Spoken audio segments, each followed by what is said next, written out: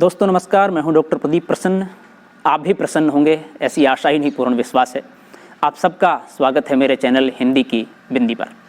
तो आइए आज कुछ नया सीखते हैं नए टॉपिक के साथ।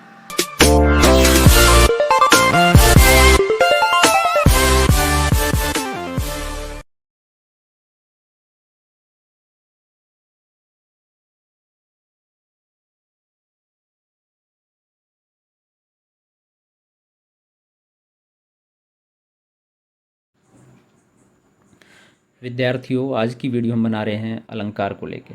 अलंकार एक बड़ा चैप्टर है, तो हमने इसे अनेक पार्ट में विभाजित किया है ताकि वीडियो बहुत लंबी न हो जाए और आपको देखने में असहजता महसूस हो। तो इसलिए हमने इसको अनेक भागों में विभाजित कर दिया है।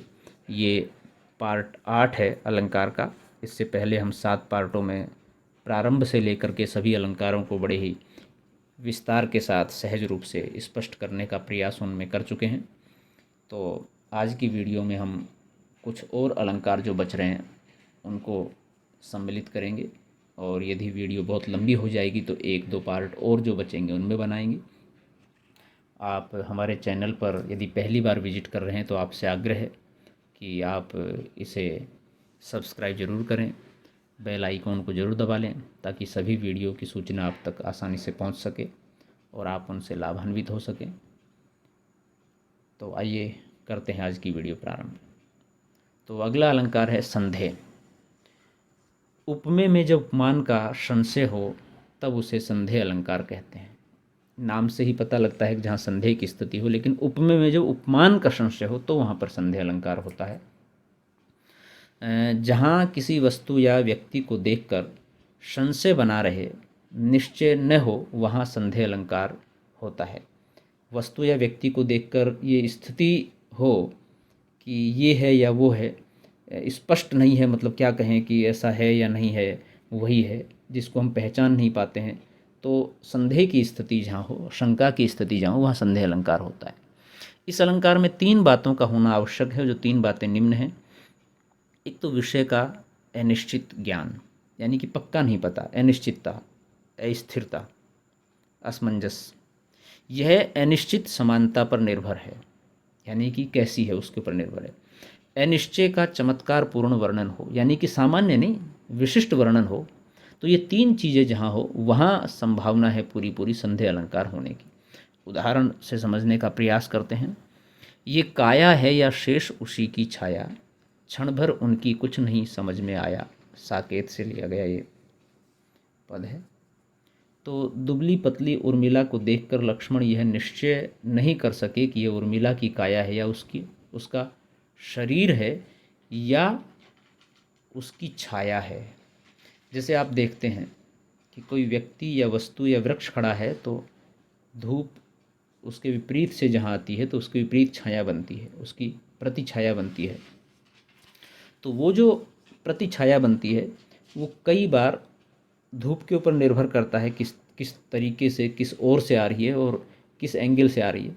लेकिन अक्सर देखते हैं कि वो दुबली पतली छाया बनती है।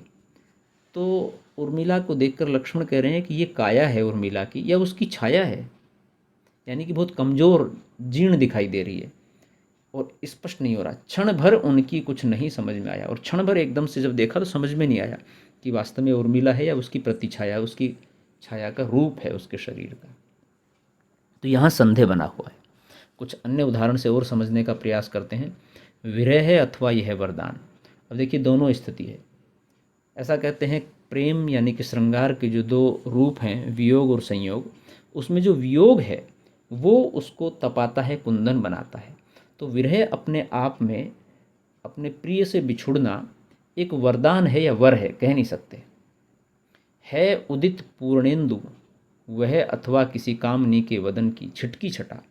पूर्णेंदु यानी कि चांद, चांद पूरा उदित हो चुका है या किसी कमनीय नायिका के तन, बहुत सुंदर तन की छिटकी हुई छटा है जो कि आभा प्रकट कर रही है।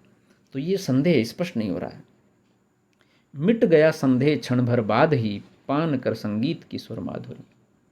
अब यहाँ पर संदेह मिट गया लेकिन फिर भी संदेह है कि संगीत की स्वर माधुरी का पान करके, उसको पी करके, उसको सुन करके संदेह मिट गया। क्या है वो? स्पष्टता, लेकिन फिर भी संदेह है। अगला अलंकार है मालोपमा। यदि एक वस्तु की अनेक वस्तुओं से उपमा दी जाए तो उसे मालोपमा कहते हैं। एक ही वस्तु की अनेक वस्तुओं से उपमा दी जाए तो वहाँ पर बहुत सरल परिभाषा इसकी, मालोपमा यदे कयस्यो मानाम बहु दृश्यते। विश्वनाथ साहित्य दर्पण में इस तरह से लिखते हैं, मालोपमा माला प्लस उपमा, अर्थात जहाँ उपमा की माला ही बन जाए, यानी कि अनेक उपमाएं दी जाएं, 1 2 3 4 ऐसे लगातार। तो उदाहरण है, सिंह निसी काननों में, योग निसी शैलों में, सफरी सी जल में, विहंगनी सी व्योम में, जाती अभी और उन्हें खोज कर लाती में। अब यहाँ पर कितनी उपमाएं दी गई हैं एक लिए। मैथिली शरण गुप्त की पंक्तियाँ हैं। एक यशोधरा के लिए सिंघनी, योगनी, शफरी तथा विहंगनी 4 उपमान प्रस्तुत किए गए हैं। या उपमा की माला ही बन गई है, अतः मालोपमा अलंकार है। उपमा अलंकार तो है, जो उपमा में भी मालोपमा अलंकार है। तो ये बारीकियाँ आपको धीरे धीरे समझ में आएंगी, इसलिए हमने बहुत संक्षेप के बजाय विस्तार में अच्छे समझाने का प्रयास करने के लिए अलंकार वाले चैप्टर को थोड़ा विस्तार कर दिया है, अनेक भागों में विभाजित कर दिया है। अगला अलंकार है अनन्वय। एक ही वस्तु को उपमेय और उपमान दोनों बना देना अनन्वय अलंकार कहलाता है। एक ही वस्तु को दोनों उपमान और उपमेय बना दें तो वहाँ अनन्वय अलंकार होता है। जब कवि को उपमेय की समता के लिए कोई दूसरा उपमान नहीं मिलता तो वह उपमेय की समता के लिए उपमेय को ही उपमान बना डालता है। जैसे अक्सर बहुत सारे लोग ये करते हैं कि किसी विशिष्ट वस्तु के लिए विशिष्ट वस्तु नहीं मिलती तो दूसरी वस्तु से काम चला लेते हैं, तो वो वाली स्थिति है। तो निरूपम न उपमा आन राम समानु राम निगम कहे, तुलसीदास की पंक्ति है। यहाँ राम समानु राम में उपमेय उपमान एक ही रहने के कारण अनन्वय अलंकार। राम समानु राम, राम के समान राम है। अब यहाँ और कोई उपमा तो मिली नहीं, तो उपमान उपमेय को ही उपमान बना लिया, इसलिए यहाँ पर अन्वय अलंकार है। अनन्वय अलंकार। प्रतीप अलंकार। प्रसिद्ध उपमान को उपमेय बना देना प्रतीप अलंकार कहलाता है। जो प्रसिद्ध उपमान हो उसको उपमेय बना दिया जाए। प्रतीप का अर्थ है उल्टा। मुख के लिए प्रसिद्ध उपमान चांद है, चांद की दी जाती है उपमा मुख के लिए। यदि चांद को ही उपमेय बनाकर मुख से समता दिखाई जाए तो प्रतीप अलंकार हो जाएगा।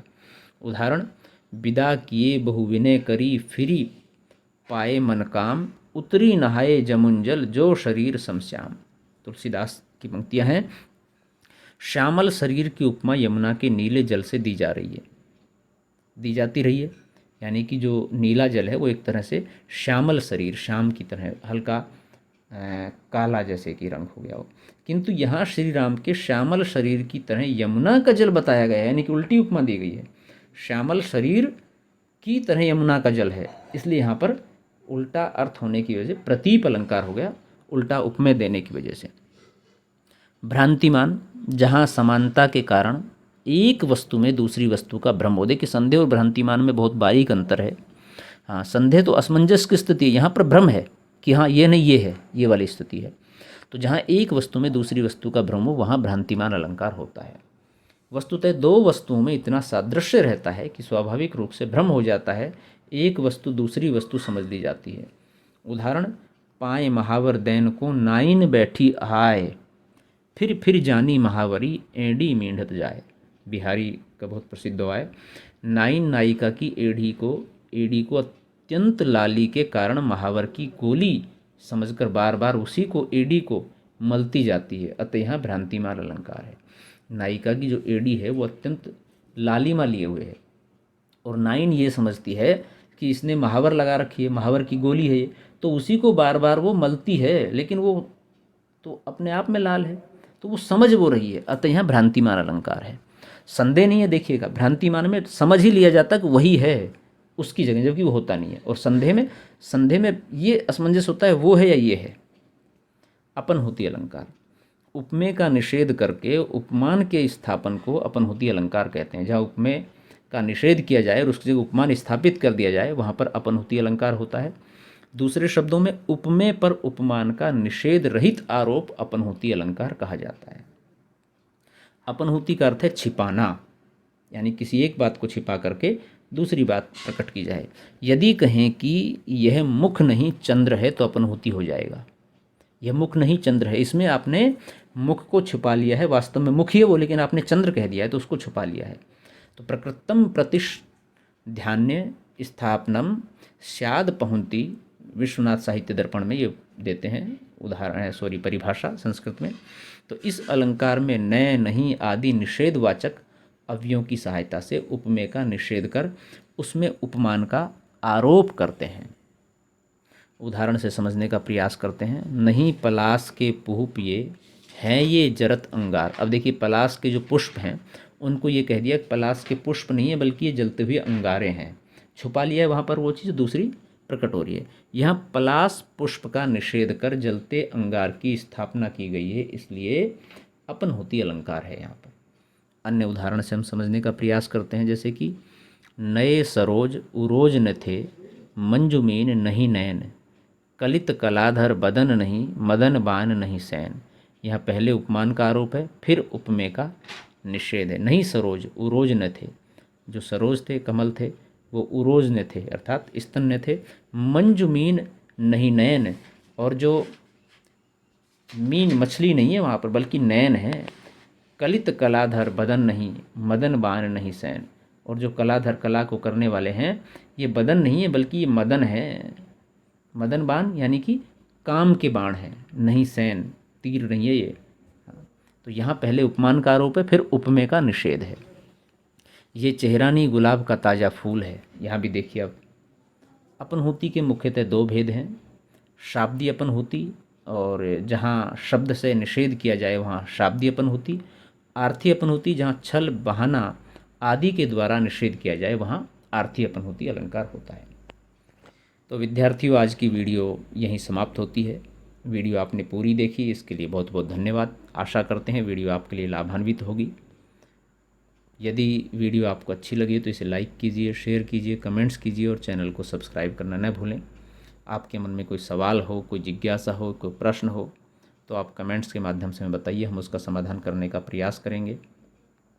किसी खास टॉपिक पर यदि आप तैयारी कर रहे हो तो बताइए हमें, हम उस पर वीडियो बनाएंगे।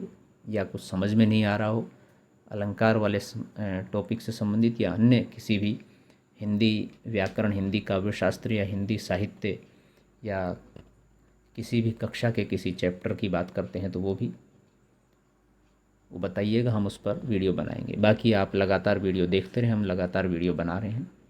आज के लिए इतना ही।